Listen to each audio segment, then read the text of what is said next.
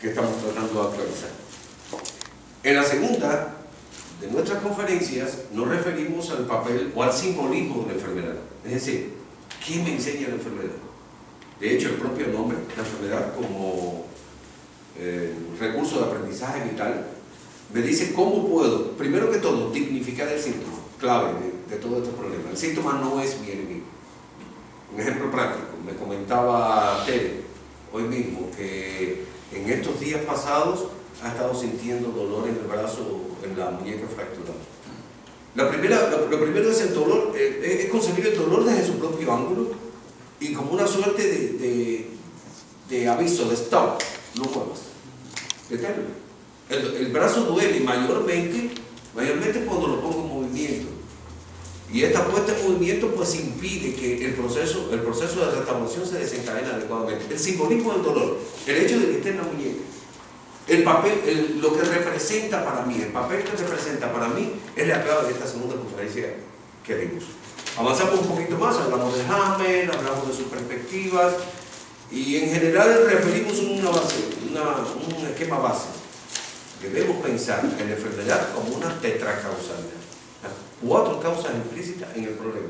Si miro una sola causa, me quedo en el enfoque, a mi modo de ver, demasiado unilateral de la medicina convencional, pero también de la mayoría de las medicinas naturistas, o las que se llaman naturistas o alternativas, que tienen como único propósito, como único enfoque, acabar con el síntoma. De hecho se forma una suerte de situación de vacío entre el paciente y el terapeuta. Es decir, usted quiere resolver su problema, pero usted mismo no sabe ni qué quiere resolver. Usted quiere que le quiten el dolor, pero el problema no está en quitarme el dolor. El problema está en entender qué papel juega el dolor y atenuarlo.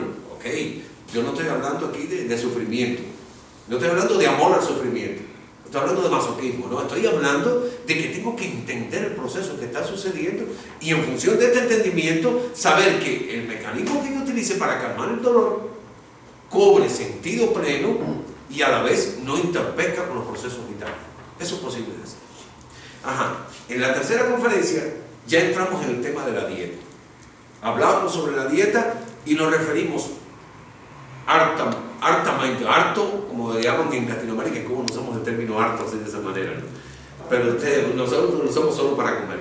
Pero escucha, ahora se me ha pegado un poco de los latinos, esto es harto importante.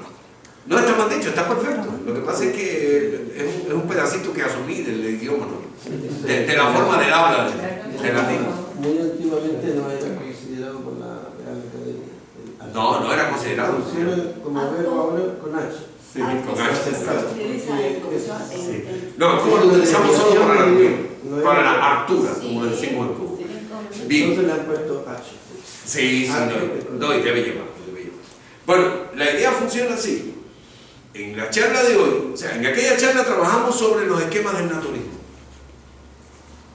Fuimos profusamente sobre el naturismo. Ya lo habíamos tocado en la primera charla correspondiente a las alternativas, lo habíamos tocado también en la parte correspondiente a las emociones, pero un poco que nos detuvimos en el naturismo en la charla correspondiente a la dieta. Hoy vamos a entrar en particular yo diría que lo que más ha nutrido al naturismo en los últimos 2 siglos, el higienismo. El higienismo, ustedes dirán, bueno, pero vas a hablar de ayuno. No, es que hablar de ayuno es hablar de higiene.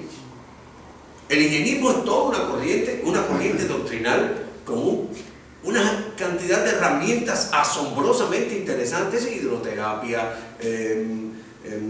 hay movimientos dinámicos de ejercicios, de meditación, de respiración, hay todo un aparato completo y toda una doctrina detrás del problema. Nos vamos a quedar un poco perplejos con algunos de los aspectos del higienismo que yo quiero compartir con ustedes hoy.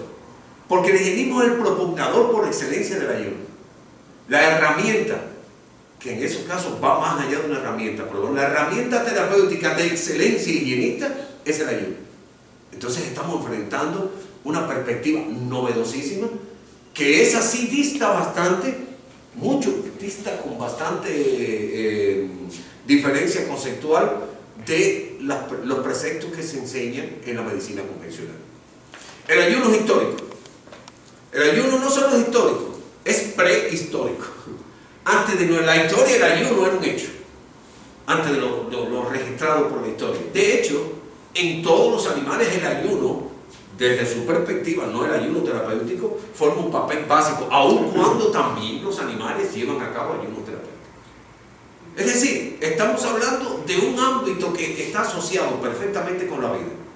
Las plantas hacen un fenómeno muy parecido o similar, pero asociado con sus necesidades metabólicas, como nuestro ayuno.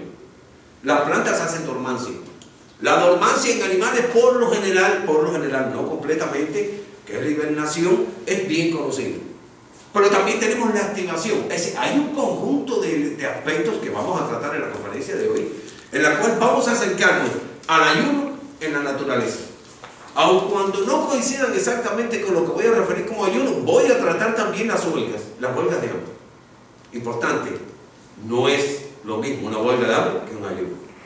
Son casi diametralmente diferentes, aunque se enfoquen desde la misma perspectiva. Las razones están dadas no solo en el enfoque, sino también en los métodos.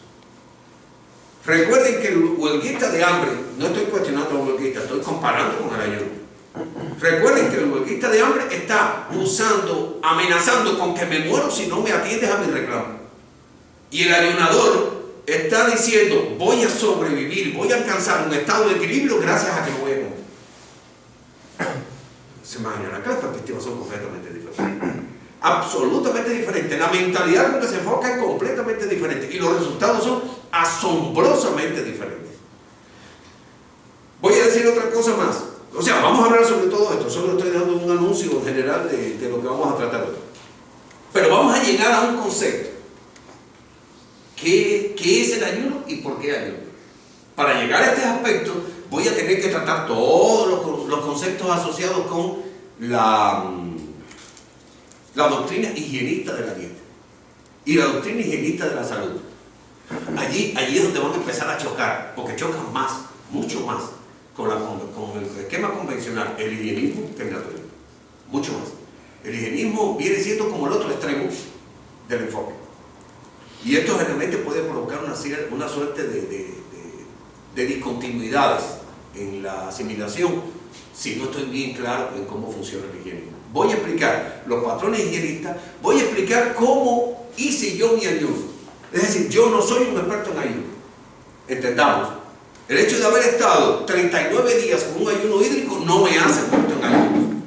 Como estar montado en un auto conduciendo 30 horas no te hace un profesional del automovilismo. No, yo lo que voy a mostrar es mi experiencia personal. Hay muchas variantes de ayuno, de las cuales yo no participo de casi ninguno. ¿Entendamos? Yo participo del esquema que voy a dar, quizás digamos porque es el que conozco. Está bien, es válido. Que mejor que defender lo que tú conoces. Y que tú puedes tener sostén para esa tesis. Pero aparte de esto, porque conceptuando el ayuno desde el punto de vista higienista, pueden aparecer una serie de cuestionamientos a otras técnicas de ayuno que se usan comúnmente. Vamos a tratar estos temas también. Vamos a hablar de todos los tipos de ayuno. Vamos a hablar de las limitantes y las posibilidades de cada uno de ellos. Y vamos a hablar sobre todo cómo se lleva a cabo un ayuno, y entonces voy a salpicarlo anecdóticamente. Se van a dar cuenta que esta conferencia es la que menos bibliografía tiene. Tengo 2 bibliografías después. Traté de ser tan anecdótico que al final me dio pena conmigo mismo. Me dije, Dios, los dejé con mi información nada más. Bueno, espero que esto les sea de utilidad. Espero que podamos intercambiar y compartirlo. Pero, como condición básica, lo anecdótico en estos casos está sustentado por una experiencia, no solo mía, por experiencia de miles de ayunadores bajo un concepto que es el del doctor Desiré Merrill. Yo voy a trabajar sobre esa misma línea, voy a dar mi experiencia y vamos a tratar que mi experiencia se encauce allí y que no sea la que marque nuestra conferencia de hoy. Hay solo dos literaturas de bibliografía, pero es suficiente para que nos acerquemos al concepto higienista y al concepto de un ayuno marcado por etapas como es el que yo llevé a cabo tras mi pérdida de la visión y que, bueno, aquí estoy, que mostró en 39 días de agua y un tratamiento alimenticio bien estructurado demostró que es posible curar aquello que se tilda de incurable y que no tiene solución. ¿Qué va a pasar? Surge la pregunta, ¿ayunarías, Rafael, de nuevo? O sea, esa pregunta, ¿estarías de nuevo 39 días tomando agua para resolver un conflicto de salud? No lo va a dar la respuesta ahora. Voy a terminar mi conferencia y al final yo voy a dar mi idea y ustedes van a tener la respuesta. Comenzamos. Quería hacer una pregunta antes que se pase el tema, porque el Sí. tema es muy bueno. La pregunta es la siguiente: ¿puede haber una persona que está sufriendo mucho, por otras razones psicológicas, entrar al ayuno intenso como buscando una salvación, una salida? Es decir, esa es la pregunta que alguna vez, o sea, si hay una pregunta que alguna vez me han repetido,